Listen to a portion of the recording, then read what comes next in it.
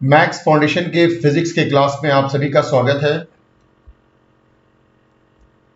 मैं इरफान आलम आज आपके साथ डिस्कस करने वाला हूं क्लास 11th के चैप्टर नंबर 2 जिसका नाम है यूनिट्स एंड मेजरमेंट्स।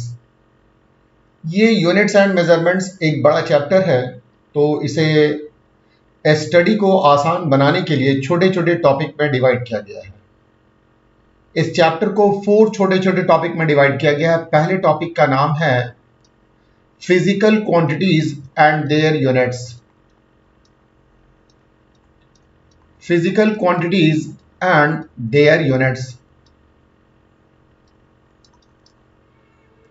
इस टॉपिक में हम लोग पढ़ेंगे कि फिजिकल क्वांटिटीज क्या है, नॉन फिजिकल क्वांटिटीज किसे कहते हैं, फिजिकल क्वांटिटीज कितने टाइप का होता है, उसके बाद जानेंगे कि यूनिट क्या है, यूनिट कितने तरह का होता है, फिर सिस्टम ऑफ मेजरमेंट क्या है,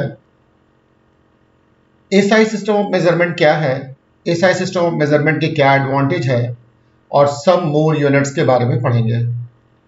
इसका जो दूसरा टॉपिक है, इस टॉपिक का नाम है डायमेंशनल एनालिसिस। ये डायमेंशनल एनालिसिस में हम लोग किसी फिजिकल क्वांटिटीज के डायमेंशनल फॉर्मूला के बारे में जानेंगे और उसके एप्लीकेशन के बारे में जानेंगे। तीसरा टॉपिक है जिसका नाम है errors in measurements. Errors in measurements, जब हम लोग किसी फिजिकल क्वांटिटीज को मेजर करते हैं तो मेजर करने में कुछ एरर आते हैं, तो ये एरर्स क्या है ये सीखेंगे और एरर्स के क्या ऑपरेशन है ये जानेंगे। और इसका लास्ट टॉपिक है जिसका नाम है measurement of mass, length and time. Measurement of mass, length and time, ये हम लोग 4 टॉपिक के बारे में इस चैप्टर में पढ़ेंगे। तो हमारी जो शुरुआत होगी वो पहले टॉपिक से जिसका नाम है physical quantities and their units. तो आइए मैं शुरुआत करता हूं पहले topic physical quantities and their units से। आप सभी लोगों ने फिजिकल क्वांटिटीज का नाम सुना होगा। कोई भी चीज जिसे आप मेजर कर सकते हैं और मेजर करके नंबर के टर्म्स में लिख सकते हैं विथ प्रॉपर यूनिट।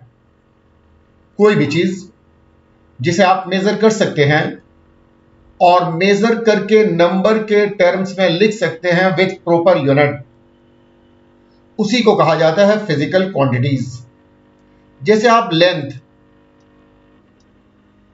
आप क्लासरूम का लेंथ या टेबल का लेंथ या बेंच का लेंथ या प्लेग्राउंड का लेंथ या अपने मकान का लेंथ ये मेजर करते हैं। मान लिया जाए कि आपने क्लासरूम का लेंथ मेजर किया है और इसका लेंथ आ रहा है 15 मीटर।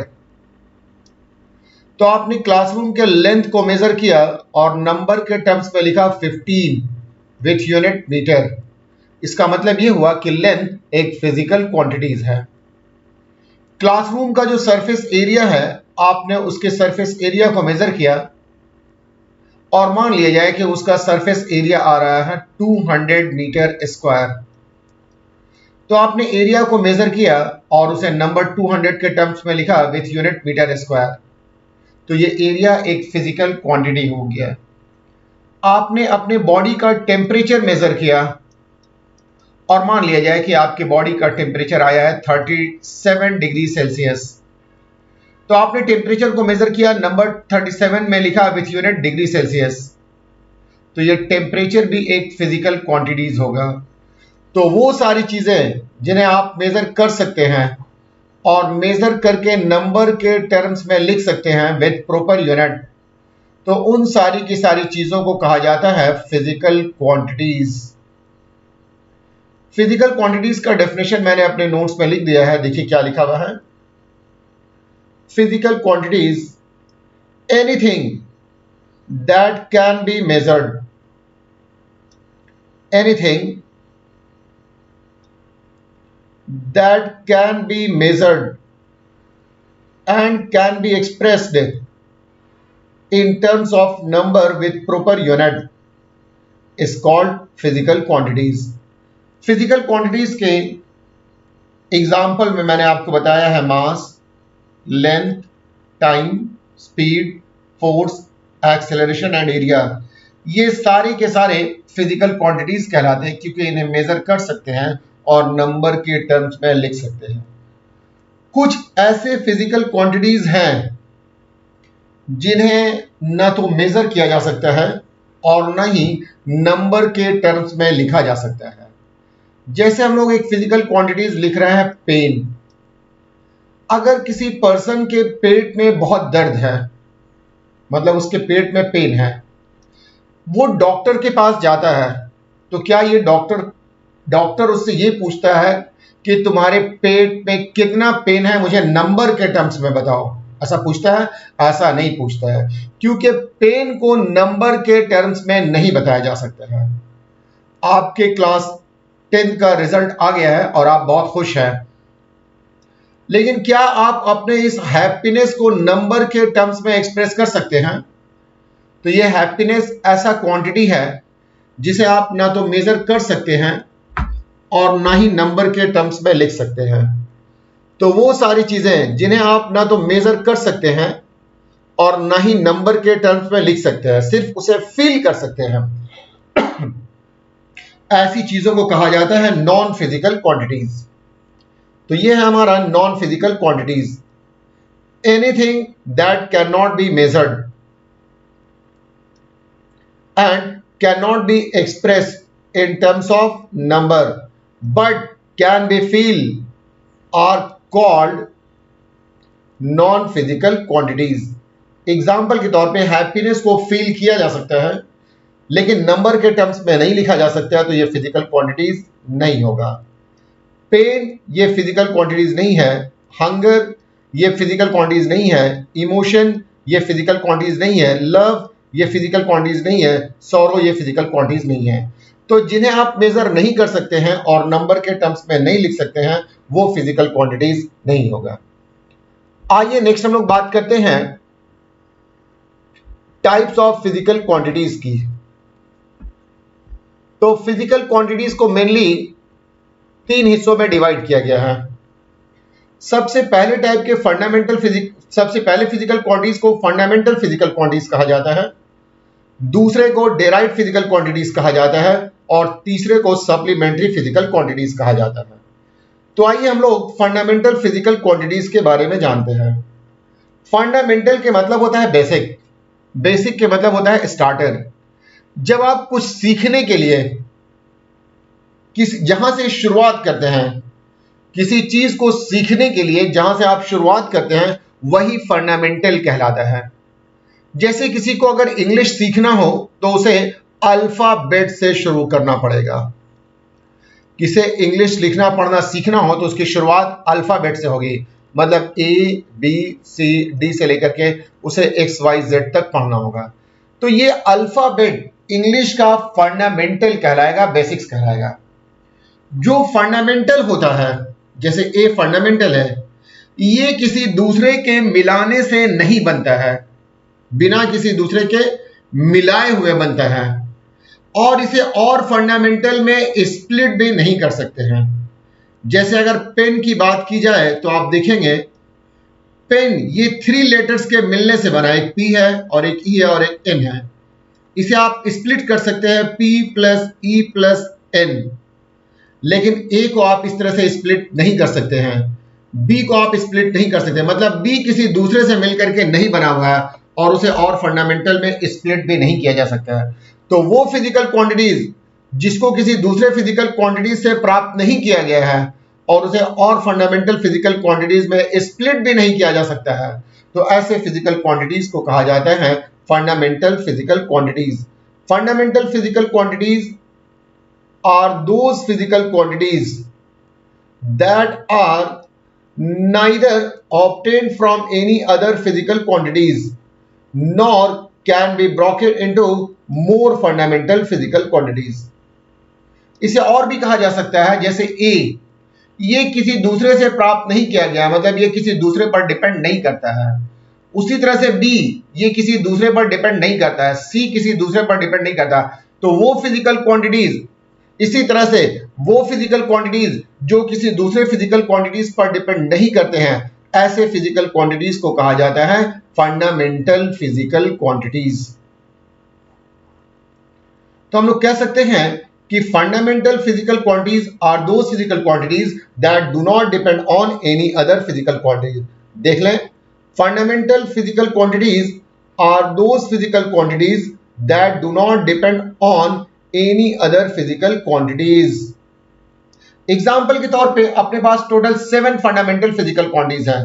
पहले का नाम है मास, दूसरे का नाम है लेंथ, तीसरे का नाम है टाइम, चौथा है इलेक्ट्रिक करंट, पांचवा है टेम्परेचर, छठा है ल्यूमिनस इंटेंसिटी और सातवां है अमाउंट ऑफ सब्सटेंस। ये सारे के सारे physical quantities fundamental physical quantities है। अब जितने भी फिजिकल क्वांटिटीज हैं वो इन्हीं फंडामेंटल फिजिकल क्वांटिटीज को कंबाइन करके बनाए जाते हैं।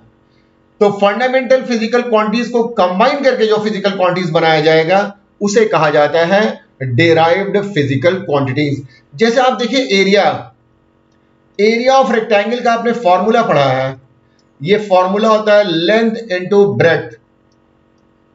रियल में लेंथ तो लेंथ है, ब्रेड्थ भी एक तरह का लेंथ ही होता है। जब किसी चीज की चौड़ाई ज्यादा हो कम होगी तो उसे ब्रेड्थ कहा जाता है और जो चीज बड़ा होगा उसे लेंथ कहा जाता है। जैसे आप देखेंगे ये एक रेक्टेंगल है, ये बड़ा वाला पोर्शन ये लेंथ कहलाता है और छोटा वाला पोर्शन ये ब्रेड्थ कहलाता है। रियल में ये भी लेंथ ही है। तो अगर आपको एरिया फिजिकल क्वांटिटीज को बनाना है तो एरिया फिजिकल क्वांटिटीज को बनाने के लिए आपको लेंथ को 2 बार मल्टीप्लाई करना पड़ेगा। लेंथ इनटू लेंथ, तो आपको मिलेगा लेंथ का पावर 2। तो आप देखेंगे ये लेंथ फंडामेंटल है और ये लेंथ फंडामेंटल है, इनको मिलाकर के बना दिया तो लेंथ का स्क्वायर आ गया और लेंथ का स्क्वायर एरिया होता है। ये आपको डेराइव्ड फिजिकल क्वांटिटीज है। उसी तरह से आप चले जाएंगे वॉल्यूम में, तो वॉल्यूम में आप देखेंगे लेंथ 3 बार आया है।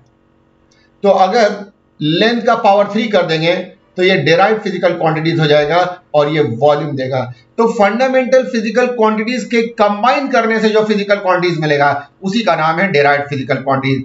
इसी तरह से आप देखते हैं कि स्पीड होता है डिस्टेंस डिवाइडेड बाय टाइम।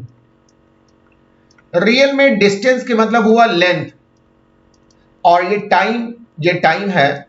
तो लेंथ फंडामेंटल फिजिकल क्वांटिटीज है, टाइम फंडामेंटल फिजिकल क्वांटिटीज है, लेकिन जब लेंथ को टाइम से डिवाइड करेंगे तो एक नया फिजिकल क्वांटिटीज मिलेगा जिसका नाम है स्पीड। स्पीड कहलाएगा डेराइव्ड फिजिकल क्वांटिटीज।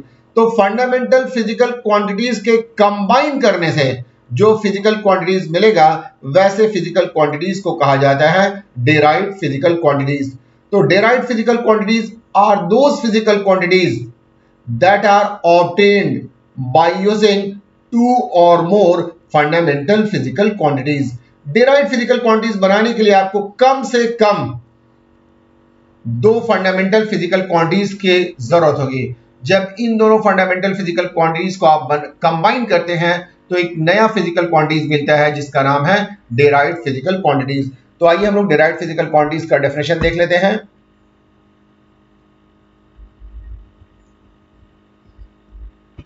लिखा हुआ है derived physical quantities are those physical quantities that are obtained by using 2 or more fundamental physical quantities. मतलब डेराइव्ड फिजिकल क्वांटिटीज का जो निर्माण हुआ है वो फंडामेंटल फिजिकल क्वांटिटीज से हुआ। इसका मतलब ये हुआ कि fundamental derived physical quantities fundamental physical quantities पर डिपेंड करता है। तो इसका दूसरा डेफिनेशन दे दिया गया है derived physical quantities are those physical quantities that depend on fundamental physical quantities। derived physical quantities की कैटेगरी में एरिया है, वॉल्यूम है, स्पीड है, वेलोसिटी है, एक्सेलरेशन है, लीनियर मोमेंटम है, फोर्स है, वर्क है। ये सारे के सारे physical quantities derived physical quantities है। फिजिकल क्वांटिटीज की कैटेगरी में एक तीसरा फिजिकल क्वांटिटीज है जिसका नाम है सप्लीमेंट्री फिजिकल क्वांटिटीज। अगर हम लोग फंडामेंटल फिजिकल क्वांटिटीज के बारे में जानते हैं, डेराइव्ड फिजिकल क्वांटिटीज के बारे में जानते हैं, तो फिजिकल क्वांटिटीज का नॉलेज कंप्लीट नहीं हो जाता है। फिजिकल क्वांटिटीज के नॉलेज को कंप्लीट करने के लिए 2 और फिजिकल क्वांटिटीज के बारे में जानना होगा, इन दोनों फिजिकल क्वांटिटीज को कहा जाता है सप्लीमेंट्री फिजिकल क्वांटिटीज। सप्लीमेंट्री का मतलब होता है टू कंप्लीट, कंप्लीट करने वाला। तो वो फिजिकल क्वांटिटीज जो fundamental and derived physical quantities को कंप्लीट कर देते हैं, ऐसे फिजिकल क्वांटिटीज को कहा जाता है सप्लीमेंट्री फिजिकल क्वांटिटीज। तो supplementary physical quantities are those physical quantities that completes fundamental and derived physical quantities. इसमें दो फिजिकल क्वांटिटीज आएंगे, एक का नाम है प्लेन एंगल और दूसरे का नाम है सॉलिड एंगल। ये plane angle and solid angle ये सप्लीमेंट्री फिजिकल क्वांटिटीज कहलाते हैं। अब हम लोग ये समझेंगे कि ये प्लेन एंगल होता क्या है। तो आइए देखते हैं। सपोज कीजिए कि आपने एक पॉइंट लिया है और एक पॉइंट से एक रे निकलता है। आई एम सॉरी, मान लिया जाए कि आपने एक पॉइंट लिया है और इस पॉइंट से एक रे इधर की तरफ निकल रहा है और एक दूसरा पॉइंट फिर से एक दूसरा रे आप देखेंगे इस तरफ निकल रहा है। तो इस पॉइंट से दो रेज इमर्ज हो रहे हैं। इन दोनों के बीच का एक सेपरेशन है, इसी सेपरेशन को कहा जाता है एंगल। इस इंक्लिनेशन या सेपरेशन, द इंक्लिनेशन और separation between two rays originating from same point, एक ही पॉइंट से दो रेज के निकलने से जो सेपरेशन पैदा होता है, जो इंक्लिनेशन पैदा होता है, इसी इंक्लिनेशन को कहा जाता है plane angle. The inclination between two rays originating from same point is called plane angle. इस प्लेन एंगल को दो तरीके से मेजर किया जा सकता है। एक तरीका कहलाता है radian measurement of plane angle, एक तरीके में हम लोग कहेंगे radian measurement of plane angle, और दूसरे तरीके को कहते हैं degree measurement of plane angle. तो आइए हम लोग समझते हैं कि radian measurement of plane angle होता क्या है। Radian measurement of plane angle, आइए सपोज कीजिए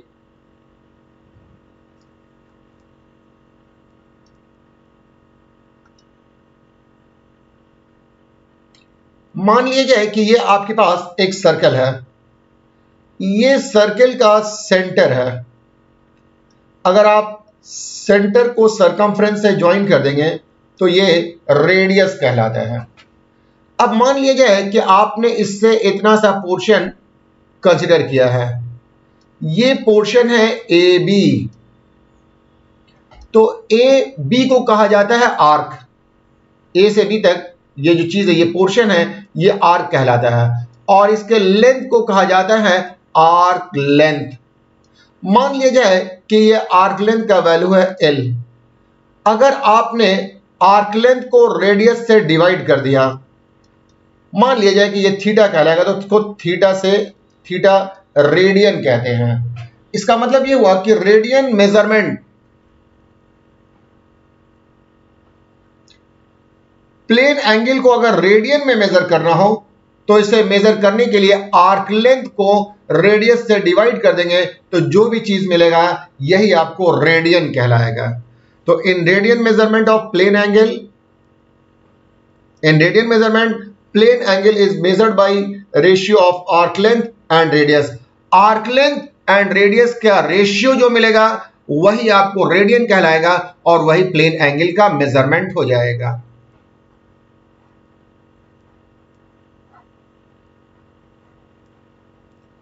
देख लें, ए बी, ए से बी तक का लेंथ L है, ये आर्क लेंथ कहलाता है।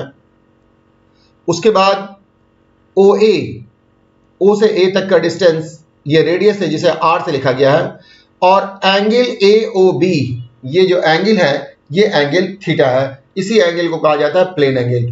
प्लेन एंगल का फॉर्मूला होता है आर्क लेंथ बाई रेडियस। मतलब ये जो आर्क लेंथ है, इस आर्क लेंथ को आप डिवाइड कर देंगे इस सर्कल के रेडियस से, तो जो भी चीज मिलेगा वही प्लेन एंगल कहलाएगा। जैसे मान लिया जाए कि अगर आपने आर्क लेंथ का वैल्यू ले लिया है 4 सेंटीमीटर और रेडियस का वैल्यू आपने ले लिया है 2 सेंटीमीटर, तो इस केस में जो आपको प्लेन एंगल मिलेगा, आर्क लेंथ को डिवाइड कीजिएगा रेडियस से, 4 को डिवाइड कीजिएगा 2 से, तो 2 आ जाएगा, ये 2 रेडियन कहलाएगा। अगर आपने आर्क लेंथ को ले लिया है 6 सेंटीमीटर और रेडियस को आपने लिया है 2 सेंटीमीटर, तो 6 सेंटीमीटर को 2 सेंटीमीटर से डिवाइड करेंगे तो आपको 3 मिलेगा, नतीजा प्लेन एंगल का वैल्यू हो जाएगा 3 रेडियन। अगर आपने आर्क लेंथ लिया है 12 सेंटीमीटर और आपने रेडियस लिया है 2 सेंटीमीटर, तो 12 सेंटीमीटर को 2 सेंटीमीटर से डिवाइड करेंगे तो 6 रेडियन आ जाएगा, तो ये एंगल 6 रेडियन हो जाएगा। मतलब आर्क लेंथ को रेडियस से डिवाइड करने पर जो भी वैल्यू मिलेगा वही रेडियन कहलाता है। तो आपने देख लिया कि एंगल को रेडियन में कैसे मेजर किया जाता है। तो यहां पे दिखा दिया गया है आर्क लेंथ बाय रेडियस। अगर आप एक कंप्लीट रिवॉल्यूशन करते हैं, एक कंप्लीट रिवॉल्यूशन, तो ये 1 राउंड कहलाएगा। एक कंप्लीट रिवॉल्यूशन करते हैं मतलब आप 1 राउंड कंप्लीट करते हैं। अगर 1 राउंड कंप्लीट करते हैं तो ये जो आर्क लेंथ हो जाएगा ये सर्कल का सरकमफ्रेंस हो जाएगा। इस सरकमफ्रेंस को लिखा गया है 2 पाई आर से और इसका रेडियस है r। तो प्लेन एंगल हो जाएगा आर्क लेंथ जो कि 2 पाई आर है divide by radius 2 pi r, r और r कैंसिल हो जाएगा, 2 पाई रेडियन बन जाएगा। मतलब एक 1 कंप्लीट राउंड लेने के बाद सेंटर पर जो प्लेन एंगल बनता है रेडियन में उसका मेजरमेंट 2 पाई रेडियन हो जाता है। आइए और आगे समझते हैं। अभी मैंने देखा कि theta is equal to L by R radian. अगर हम लोग एल और आर दोनों बराबर ले लें, मतलब ये हुआ कि अगर हम लोगों ने लेंथ का वैल्यू 1 सेंटीमीटर लिया है और आर का वैल्यू 1 सेंटीमीटर लिया है तो थीटा का वैल्यू आ जाएगा 1/1 रेडियन।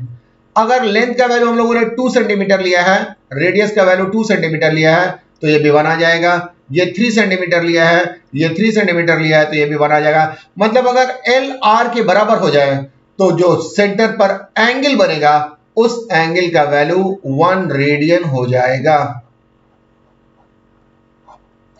आइए देखते हैं 1 रेडियन का वैल्यू क्या होता है।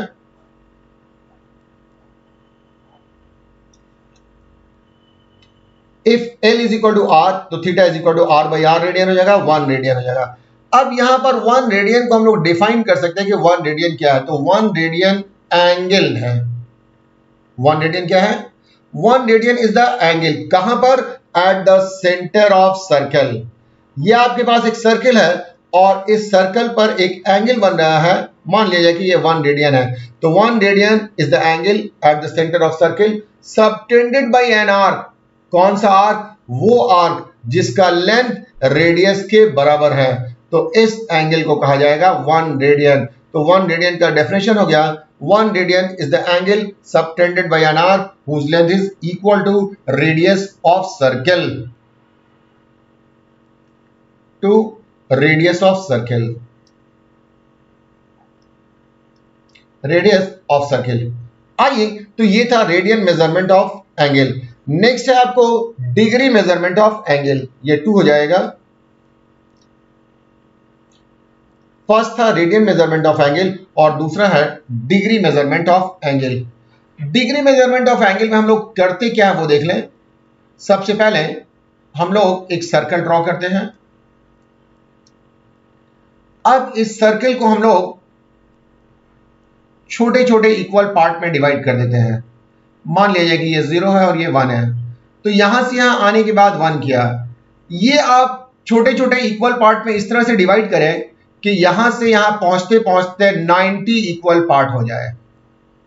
इसी तरह से 91, 92, फिर आप इसे इक्वल पार्ट में कट करते जाएं और आप यहां पर जब पहुंचेंगे तो मान लिया जाए कि ये 180 हो गया है। उसी तरह से 181, 182 आप यहां पर पहुंचेंगे तो 270 हो जाएगा। फिर आप कट करेंगे 271, 272, इसे इक्वली पार्ट में कट करें इस तरह से कि यहां पहुंचते पहुंचते 360 हो जाए। अब आप ये एक पार्ट ले लें और इस पार्ट का 2 एंड पॉइंट है, एक एंड पॉइंट ये है और एक एंड पॉइंट ये है। इसे आप सर्कल के सेंटर से ज्वाइन कर दें तो आप देखेंगे दोनों के बीच एक इंक्लिनेशन बनता है। इसी इंक्लिनेशन को कहा जाता है 1 डिग्री। मतलब 0 और 1 को ज्वाइन करेंगे तो यहां पर जो इंक्लिनेशन होगा वो 1 डिग्री का होगा। 0 और 2 को ज्वाइन करेंगे तो यहां पर जो इंक्लिनेशन होगा वो 2 डिग्री होगा। 0 और n को ज्वाइन 90 को ज्वाइन करेंगे तो ये जो इंक्लिनेशन होगा वो 90 डिग्री कहलाएगा। 0 और 180 को ज्वाइन करेंगे तो ये जो इंक्लिनेशन होगा वो 180 कहलाएगा। मतलब 0 और 1 को ज्वाइन करने के बाद जो दोनों के बीच में इंक्लिनेशन होता है वो 1 डिग्री का होता है। एक कंप्लीट राउंड करने पर टोटल जो आपको डिग्री मिलेगा वो 360 डिग्री हो जाएगा। मतलब जहां से शुरुआत किया वहीं से दोबारा आप लौट करके आके लाइन को ज्वाइन करते हैं तो इसके बीच जो एंगल बनेगा वो एंगल 360 डिग्री हो जाएगा। तो ये डिग्री मेजरमेंट ऑफ एंगल कहलाता है। तो in degree measurement of plane angle, circumference of circle is divided into 360 equal parts. If two extreme points of any part is joined with the center, the separation between two joining lines is called 1 degree. इसे हम लोग 1 degree के नाम से जानते हैं। आइए आगे समझते हैं। नेक्स्ट, डिग्री और रेडियन में क्या रिलेशन है?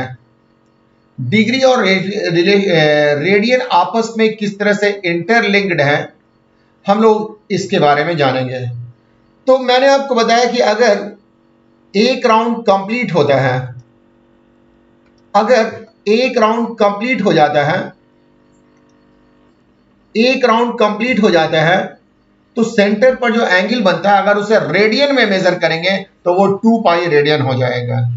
अगर सर्कल के सेंटर पर एक राउंड कंप्लीट लेते हैं तो सेंटर पर जो एंगल बनता है 1 राउंड में वो 2 पाई रेडियन हो जाता है। इसी तरह से अगर डिग्री में मेजर करेंगे तो 1 राउंड में जो एंगल बनता है वो 360 डिग्री हो जाता है। इसका मतलब ये हुआ कि 2 पाई रेडियन ये बराबर होगा 360 डिग्री के। इसका मतलब ये हुआ दोनों तरफ से 2 से डिवाइड कर देंगे तो pi radian is equal to हो जाएगा 180 डिग्री। तो ये एक इंपॉर्टेंट रिलेशन है, आपको याद रखना होगा कि पाई रेडियन बराबर होता है 180 डिग्री के। मैं उम्मीद करता हूं कि आपको याद रहेगा। एक बार फिर से जान लें, pi radian is equal to 180 degree, या दूसरे शब्दों में 180 डिग्री इज इक्वल टू हो जाएगा 2 पाई रेडियन। अब हम लोग डिग्री को रेडियन में कैसे बदल सकते हैं और रेडियन को डिग्री में कैसे बदल सकते हैं, ये हम लोग यहां पर जानकारी हासिल कर सकते हैं। आइए एक क्वेश्चन लिखते हैं। Question number 1,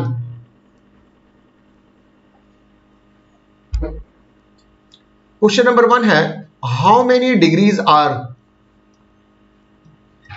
how many degrees are,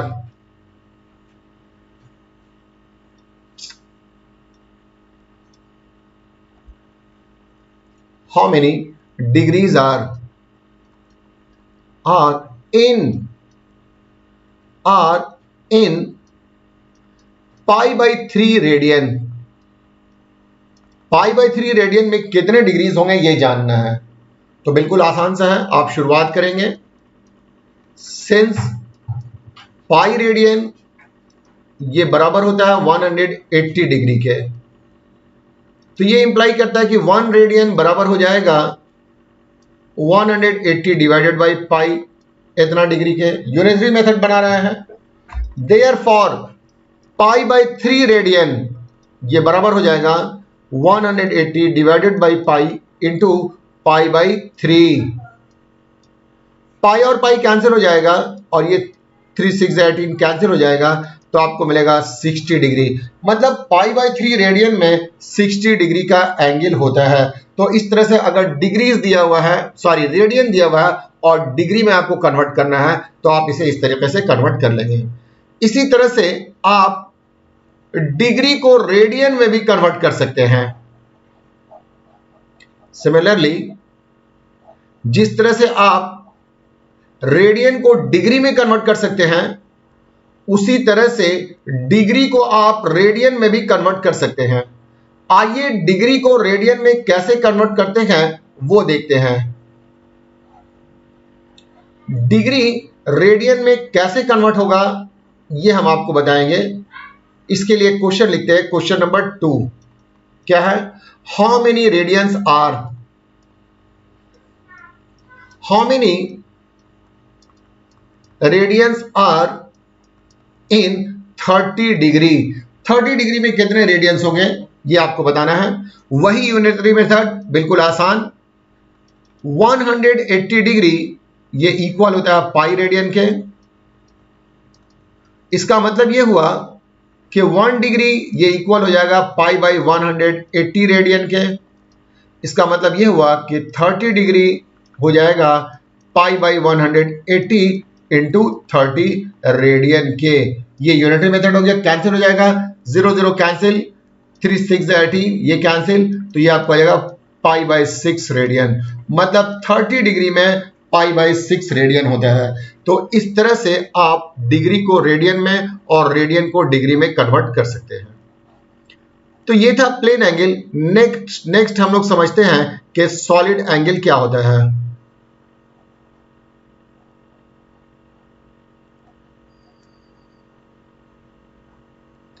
ये था प्लेन एंगल। प्लेन एंगल में डिग्री मेजरमेंट क्या होता है और रेडियन मेजरमेंट क्या होता है ये आपने सीखा। डिग्री मेजरमेंट, डिग्री और रेडियन में क्या रिलेशन है वो आपने सीखा। किस तरह से रेडियन को डिग्री में कन्वर्ट करेंगे और डिग्री को रेडियन में कन्वर्ट करेंगे वो आपने सीखा। आइए नेक्स्ट है सॉलिड एंगल। सपोज कीजिए कि यहां पर एक ऑब्जेक्ट है, सॉरी,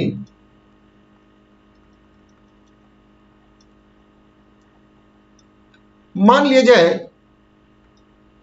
कि हम लोग यहां पर एक ऑब्जेक्ट रखा है, यहां पर से हम लोग व्यू कर रहे हैं। तो आप देखेंगे कि ये जो आप पोर्शन है, ये वाला पोर्शन, ये सरफेस ये इंटरसेप्ट कर दे रहा, रोक दे रहा, मतलब इसके सामने जो चीजें होंगी, ये एक ओपेक सरफेस है, इसके सामने कोई ऑब्जेक्ट होगा तो ये ऑब्जेक्ट को हम लोग नहीं देख पाएंगे। तो ये है अमाउंट ऑफ फील्ड व्यू, इसको कहते हैं अमाउंट ऑफ फील्ड व्यू। ये फील्ड व्यू था जो कि इंटरसेप्ट किया इस एरिया ने। तो the amount of field view intercepted bye an area, amount of field view from a point intercepted bye an area, ये एक पॉइंट है, इसका ये फील्ड व्यू था और इस एरिया ने इस फील्ड व्यू को इंटरसेप्ट कर दिया है। तो यहां पर जो अमाउंट ऑफ फील्ड व्यू है इसी को कहा जाता है सॉलिड एंगल। इस चीज को जिस चीज में मेजर करेंगे वो सॉलिड एंगल कहलाएगा। ये सॉलिड एंगल आपको ये बताता है कि किसी ऑब्जेक्ट का साइज क्या है।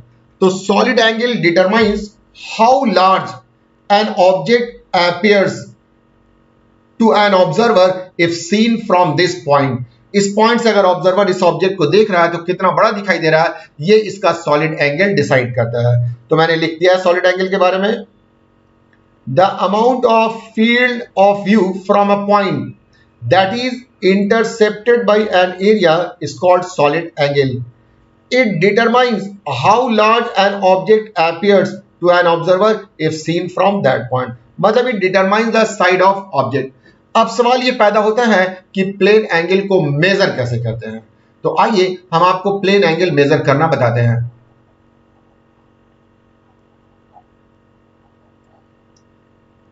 सपोज कीजिए कि आपके पास ये एक स्फीयर है, मान लिया जाए कि ये आपके पास एक स्फीयर है और ये सेंटर है। ये आप देख रहे हैं, ये मैंने एरिया ले लिया है, इस एरिया को कहा जाता है इंटरसेप्टेड एरिया। मान लिया जाए कि ये एरिया है S। अब हम लोग यहां से इसको ज्वाइन कर दे रहे हैं तो ये हो जाएगा रेडियस। तो S कहलाएगा intercepted area of sphere about the centre of sphere. इस कहलाता है intercepted area of sphere about the centre. फिर से जान लीजिए क्या कहलाएगा, इसको कहेंगे intercepted area of sphere about the centre. और ये आर स्क्वायर, इसको कहते हैं square of radius of sphere, square of radius of sphere. इस रेशियो को ही कहा जाता है प्लेन एंगल। तो यहां पर जो एंगल बन रहा है इसे हम लोग ओमेगा से लिखते हैं, ये प्लेन एंगल कहलाता है। तो it is measured by ratio of intercepted area about the centre of sphere, intercepted area of sphere about the centre of sphere to the square of radius of sphere, और इसे इससे लिखा जाता है। और जो भी चीज मिलेगा उसे हम लोग स्टेरेडियन कहते हैं। इसे हम लोग क्या कहेंगे, स्टेरेडियन। अगर हम लोग पूरा स्फीयर ले लें तो पूरे स्फीयर का सरफेस एरिया हो जाएगा 4 पाई आर स्क्वायर डिवाइडेड बाई, पहले से आर स्क्वायर है, आर स्क्वायर कैंसिल हो जाएगा, तो ये आपको हो जाएगा 4 पाई रेडियन। तो किसी सॉलिड के द्वारा सेंटर पर जो एंगल बनता है उसका वैल्यू 4 पाई रेडियन हो जाता है। तो आपने देख लिया कि ये सॉलिड एंगल क्या है और प्लेन एंगल क्या है। सॉलिड एंगल को हम लोग मेजर करते हैं रेडियन में, और सॉरी प्लेन एंगल को मेजर करते हैं रेडियन में, और सॉलिड एंगल को हम लोग मेजर करते हैं स्टेरेडियन में। मैंने यहाँ पर फॉर्मूला दे दिया, solid angle is equal to surface area by radius का square, omega is equal to S by R square. If surface covers entire sphere then solid angle will be 4 pi steradian. तो ये था class 11 के chapter number 2 units and measurements के first topic, जिसका नाम है physical quantities and their units. इसके first class का डिस्कशन। तो आज हम लोग यहीं तक रखते हैं, बाकी बातें हम आपको अगली क्लास में बताएंगे।